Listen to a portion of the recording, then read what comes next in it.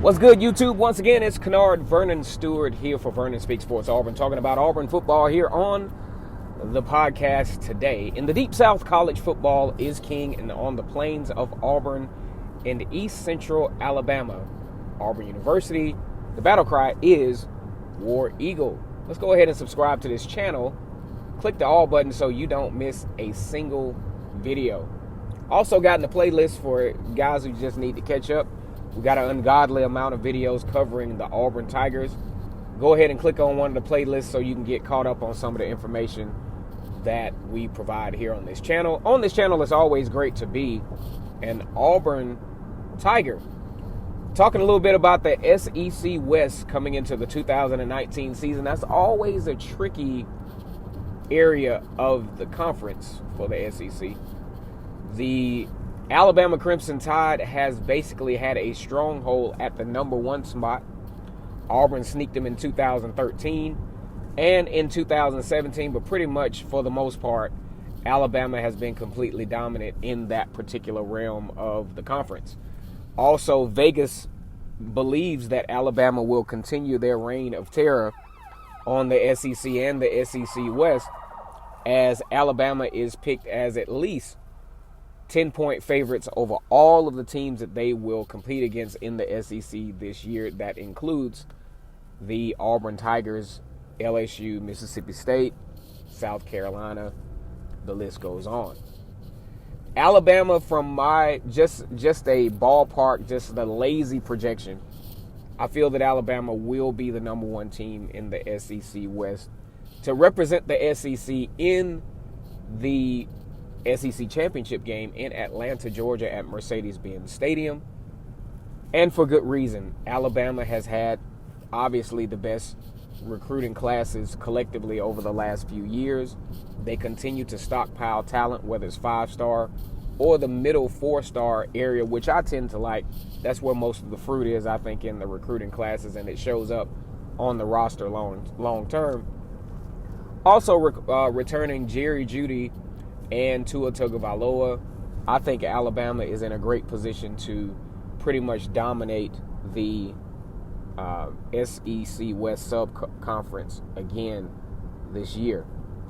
Now, things get a little bit tricky after that, as they have been for the past few years, is who secures the number 2 spot for the SEC West.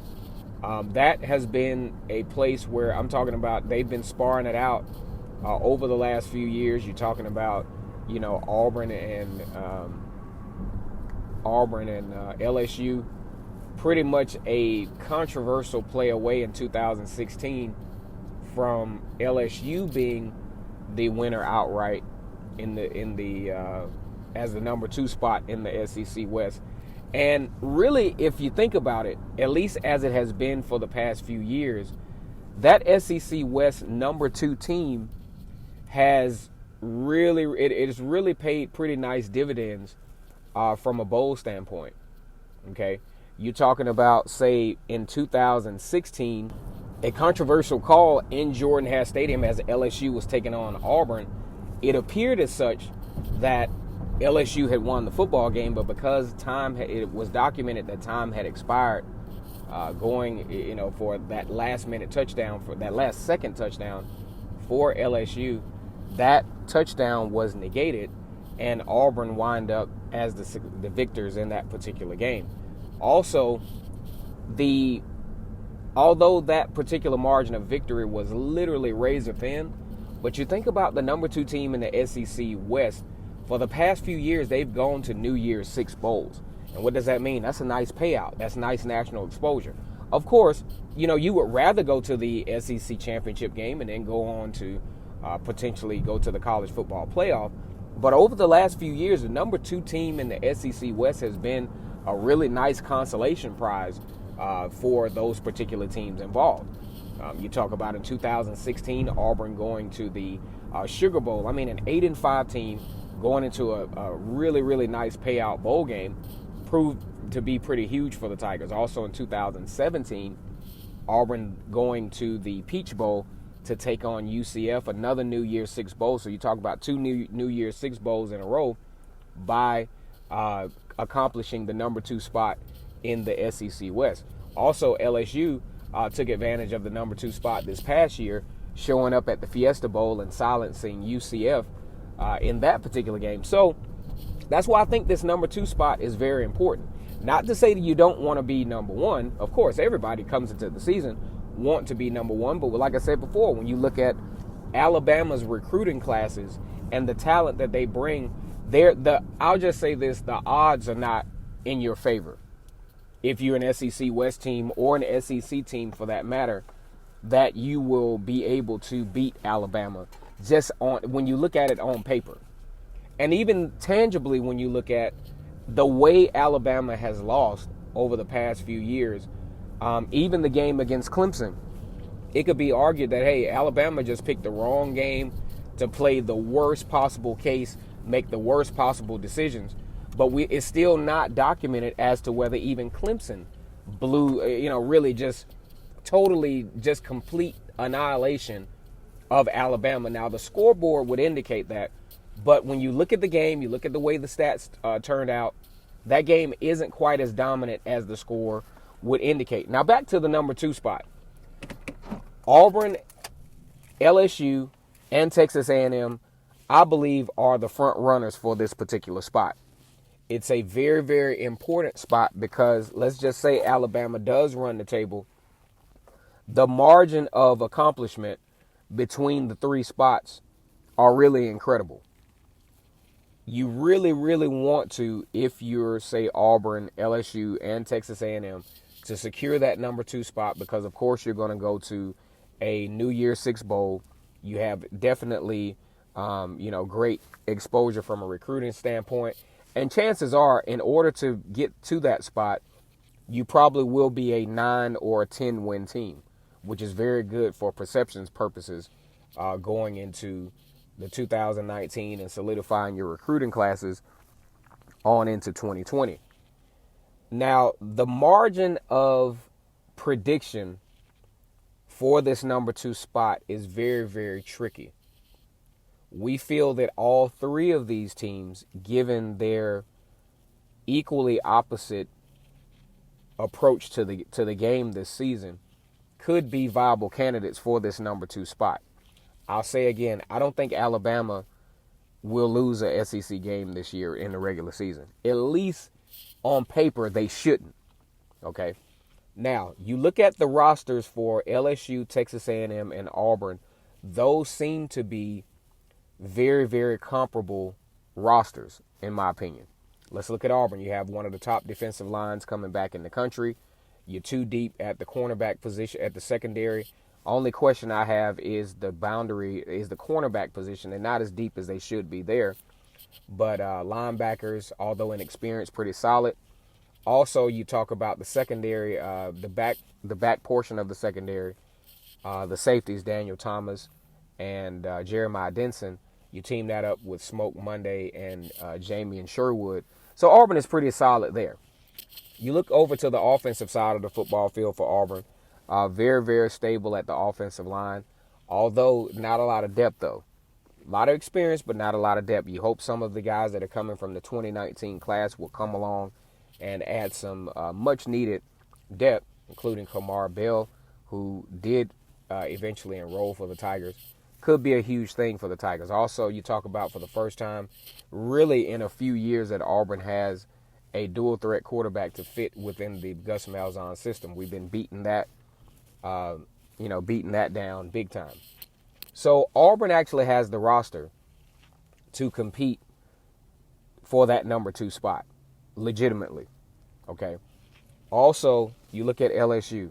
LSU has a lot of confidence coming into the 2019 season with Joe Burrow at quarterback. It gives LSU a great opportunity to take advantage of some experience.